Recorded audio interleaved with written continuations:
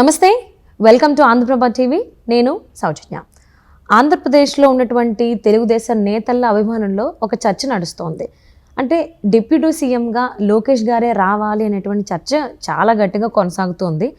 ఈ అంశానికి సంబంధించి వారి అభిప్రాయాన్ని, వారి విశ్లేషణని మనతో పంచుకోవడానికి ఈరోజు మనతో పాటు ఉన్నారు senior journalist, Andhra Prabha AP edition editor YSR Sharma గారు ఉన్నారు. వారితో మాట్లాడదాం. నమస్తే అండి. నమస్తే అండి.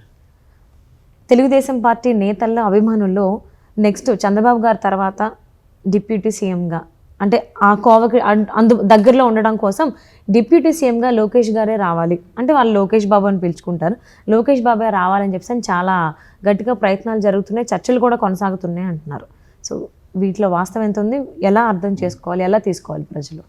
ఇప్పుడు తెలుగుదేశంలో ఈ మూడవ తరానికి ప్రాతినిధ్యం ఉండాలి.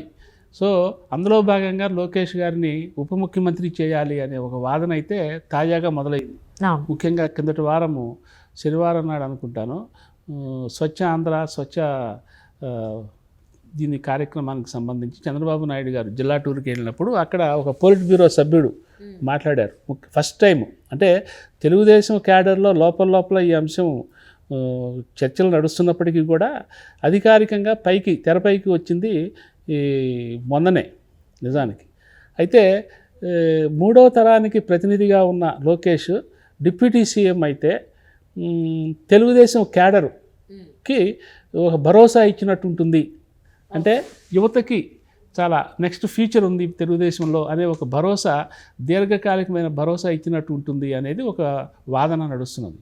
ఈ వాదన సహేతుకమే ఒక రకంగా చూస్తే. ఎందుకంటే తెలుగుదేశం ఏర్పాటై 1983 అట్లా ఏర్పాటైన తర్వాత ఎన్టీ రామారావు గారు, ఆ తర్వాత చంద్రబాబు నాయుడు గారు ఇక తర్వాత మళ్ళీ ఇప్పుడు ఆ తెలుగుదేశానికి సంబంధించి తెలుగుదేశం కార్యకర్తలకి క్యాడర్కి నారా లోకేష్ ఒక ప్రతినిధిగా కనిపిస్తున్నారు.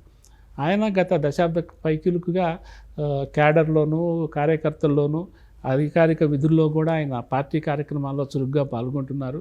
ముఖ్యంగా లాస్ట్ 2014 to 19 గవర్నమెంట్లో కూడా ఆయన మంత్రిగా పనిచేశారు. ఈసారి ఎలక్షన్స్లో డైరెక్ట్గా మంగళగిరి నుంచి పోటీ చేసి అసెంబ్లీకి పోటీ చేసి అప్పుడేమో ఎమ్మెల్సీగా ఉండి మంత్రి అయినారు. ఇప్పుడేమో ఎమ్మెల్యేగా పోటీ చేసి గెలిచి కీలకమైన శాఖలు విద్యాశాఖ, ఐటీ శాఖ, ఉపాధి శాఖ, ఇవి మేజర్ శాఖలు ఆయన చేస్తున్నారు. పైగా రాష్ట్ర మంత్రివర్గంలో ముఖ్యమంత్రి తర్వాత అత్యంత బాధ్యతాయుతమైన బాధ్యతలు నిర్వహిస్తున్న మంత్రిగా లోకేష్ తెర మీద కనిపిస్తున్నాడు. అందులో భాగంగానే ఈ పాఠశాల విద్య, స్కూళ్లను సంస్కరించడం, విద్యా విధానాన్ని ఇప్పటి అవసరాలకు అనుగుణంగా, ఆధునిక అవసరాలకు అనుగుణంగా మార్చడము, ముఖ్యంగా విద్యలో ఐటీ టెక్నాలజీని ప్రవేశపెట్టడము, అట్లాగే ఆర్టిఫిషియల్ ఇంటెలిజెన్సీ, కృత్రిమ మేధ, ఏఐని ప్రవేశపెట్టడము, ఇటువంటి ప్లానింగ్లన్నీ కూడా ఆయన ఒక ఆధునిక తరానికి ప్రతినిధిగా ఆయన చేస్తున్నారు. సో ఇందుకు సంబంధించిన వ్యవహారాల్లో లోకేష్ డిప్యూటీ సీఎం అయితే మంచిదే అనే ఒక అభిప్రాయం కూడా ఉన్నది, ముఖ్యంగా యువతరంలో ఉన్నది. అయితే డిప్యూటీ సీఎం ఎందుకు కావాలి, డిప్యూటీ సీఎం అయితే ఏంటిటా అనేది ఒక క్వశ్చన్ వస్తుంది. నిజానికి డిప్యూటీ సీఎం అనే పదవి రాజ్యాంగంలో లేదు, చట్ట ప్రకారం లేదు, ఇక్కడ లేదు. కేవలం అది ఒక రాజకీయ ప్రాధాన్యతల దృష్ట్యా ఎక్కడికక్కడ వస్తుంటాయి. అట్లాగే కేంద్రంలో కూడా ప్రధానమంత్రి ఉంటాడు కానీ డిప్యూటీ ప్రధానమంత్రి ఉన్నాడు. కానీ అద్వానీ గారు ఒకనొక టైంలో డిప్యూటీ ప్రధానమంత్రి చేశారు. అట్లాగే ఇక్కడ డిప్యూటీ సీఎం అయితే ఈ డిప్యూటీ సీఎం అవసరం ఏంటి అంటే, మనం చూస్తే కర్ణాటకలో ఒక డిప్యూటీ సీఎం ఉన్నారు, అట్లాగే తెలంగాణలో ఒక డిప్యూటీ సీఎం ఉన్నారు. ఎందుకు వచ్చినాయి అక్కడ?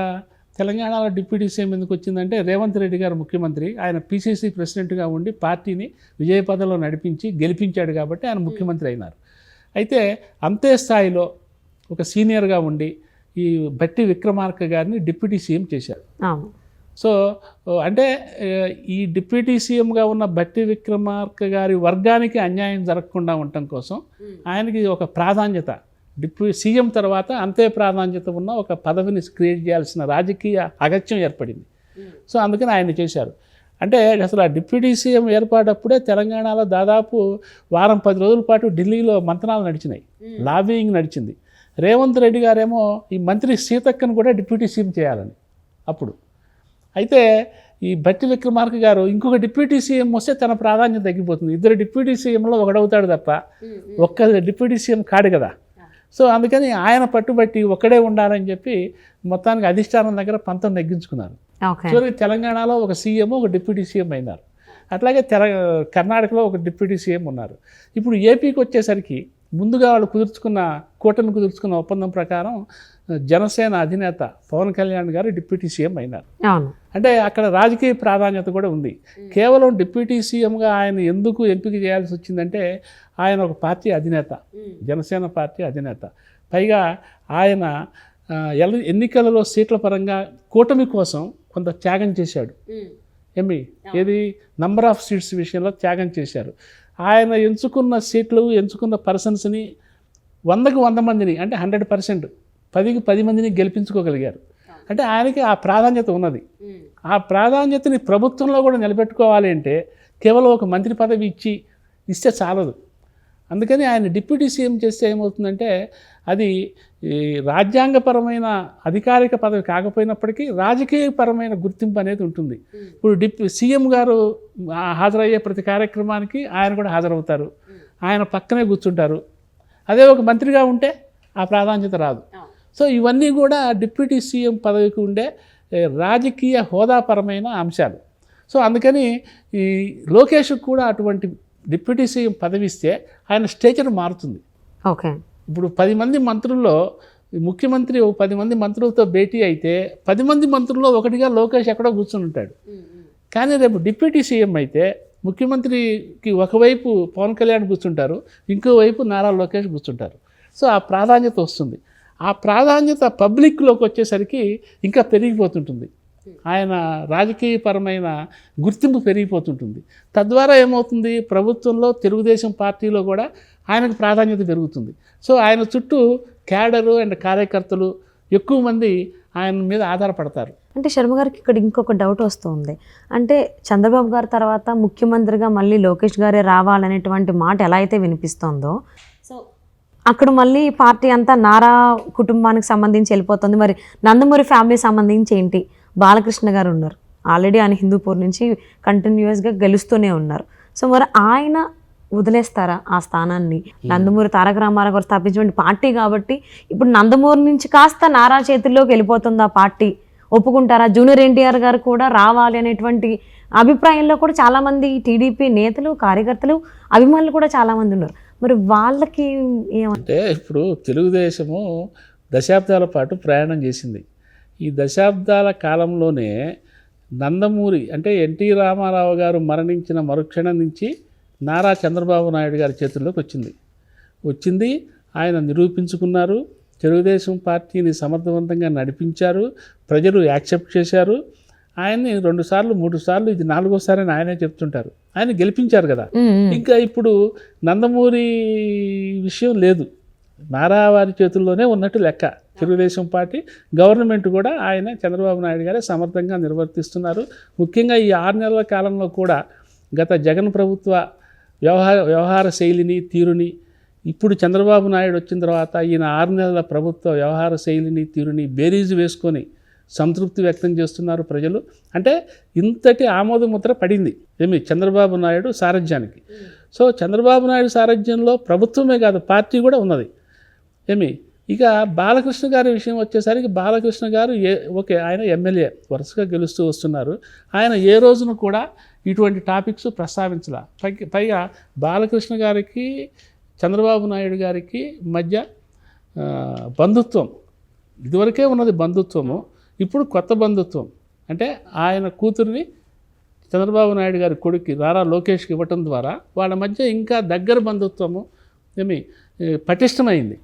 ఈ నేపథ్యంలో బాలకృష్ణ గారు కూడా ఒక చంద్రబాబు నాయుడు పటిష్టంగా ఉండాలి, ఒక నారా లోకేష్ పటిష్టంగా ఉండాలి, ఇంకా ఆయన ఎదగాలని కోరుకుంటాడు. కానీ వాళ్ళిద్దరినీ కాదని నేను ఎదగాలి, నేను పోటీ పడాలి అనేది ఇప్పుడు లేదు, అసలు ఈ వాతావరణం లేదు. అంటే ఒకనొక టైంలో జూనియర్ ఎన్టీఆర్ కూడా పొలిటికల్గా రావాలి, టీడీపీ నుంచి రావాలి అని చాలా జరిగాయి. రావాలి అనే డిమాండ్ వచ్చిన మాట నిజము, రావాలి అనే ఒక అభిలాష వ్యక్తమైన మాట నిజమే. కానీ జూనియర్ ఎన్టీఆర్ గారు అప్పుడున్న పరిస్థితుల్లో ఆయన సినిమా ఇమేజ్ ఏంటి, ఆయన కెరీర్ ఏంటి, అవన్నీ వదులుకొని ఆయన రాజకీయాల్లోకి వస్తారని ఎవరైనా ఊహించినా అది అంత సమంజసమైనది కాదు. అది ఒక అపరిపక్వమైన ఆలోచన తప్ప. ఇప్పుడు జూనియర్ ఎన్టీఆర్ పరిస్థితి ఏంటి సినిమా ఫీల్డ్లో, ఎట్లా రాణిస్తున్నారు ఆయన? మరి ఇంతటి కెరీర్ని, చిన్న వయసులో ఇంతటి కెరీర్ని వదిలేసుకొని ఆయన రాజకీయాల్లోకి వస్తే ఒకసారి ముఖ్యమంత్రి అవుతారు, తర్వాత మళ్ళీ రెండోసారి ముఖ్యమంత్రి అవుతారన్న గ్యారంటీ ఉందా? చంద్రబాబు నాయుడు గారిలాగా అప్పుడప్పుడు అవుతూ ఉంటారు తప్ప. ఇప్పుడు జగన్ 30 ఏళ్ళు పాలిస్తానన్నాడు, కిందసారి గెలిచినప్పుడు 30 ఏళ్ళు నేనే అని అన్నాడు. ఏమైంది?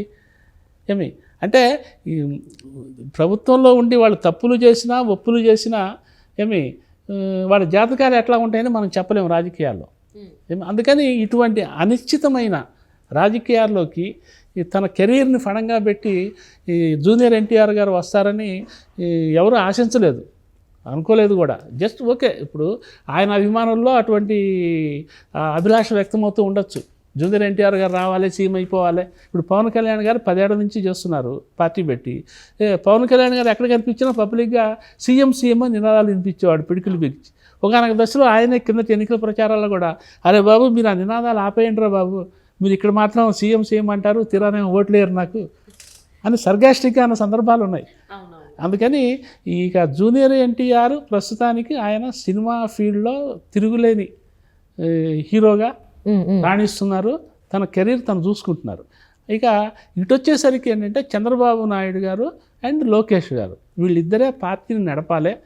కాకపోతే పార్టీకి ఒక అధ్యక్షుడిని పెట్టారు కానీ మొత్తం విధానపరమైన నిర్ణయాలు ఆ అధ్యక్షుడైనా సరే వీళ్ళ అడుగుజాడల్లో నడవాల్సిన పరిస్థితే ఉంది తప్ప, అంటే దానికి ఆ అధ్యక్షుడైనా సరే రాణించాలంటే చాలా సమయం కావాలి. ఎందుకో తెలుసా? ఈ అధ్యక్షుడేమో అనుభవపరంగా చిన్నవాడు, తెలుగుదేశం పార్టీ ఏమో వయసు పరంగా చాలా పెద్దది. ఒక మహావృక్షంలాగా ఎదిగిపోయిన తర్వాత ఈ కొత్తగా వచ్చిన వ్యక్తి ఎంత శ్రమ పడితే దాని స్థాయికి చేరుతాడు. సో అప్పటి వరకు వీళ్ళిద్దరి మీద ఆయన ఆధారపడాల్సిందే. అందువల్ల ఏంటంటే ప్రస్తుతానికి కాదు, కొంతకాలం వరకు ఈ చంద్రబాబు నాయుడు గారు, లోకేష్ గారే ప్రధానమైన వ్యక్తులుగా కనిపిస్తారు అటు ప్రభుత్వంలోనూ ఇటు పార్టీలో కూడా. లోకేష్ డిప్యూటీ సీఎం అవటము దగ్గరికి వచ్చేసరికి ఏమవుతుందంటే అది ఒక రాజకీయపరమైన అలజడికి దారితీసే అవకాశం కూడా ఉంది. దాన్ని కూడా మనం తప్పుపట్టాల్సిన అవసరం లేదు. అది ఒక సహజ ప్రక్రియలాగా తెరపైకి రావచ్చు. సో చూద్దామంటే అది కేవలం అంటే డిప్యూటీ సీఎంగా లోకేష్ గారు అనేది ఏదైతే వాదన ఉందో అది చర్చ వరకే ఉంటుందా, ఇంకా ఎక్కడి వరకు తీసుకెళ్తారు ఏపీ ప్రజలు కావచ్చు, ఏపీ టీడీపీ నేతలు, కార్యకర్తలు, అభిమానులు కావచ్చు, చూద్దామండి ఏం జరుగుతుంది అనేది. Thank you so much. Thank you.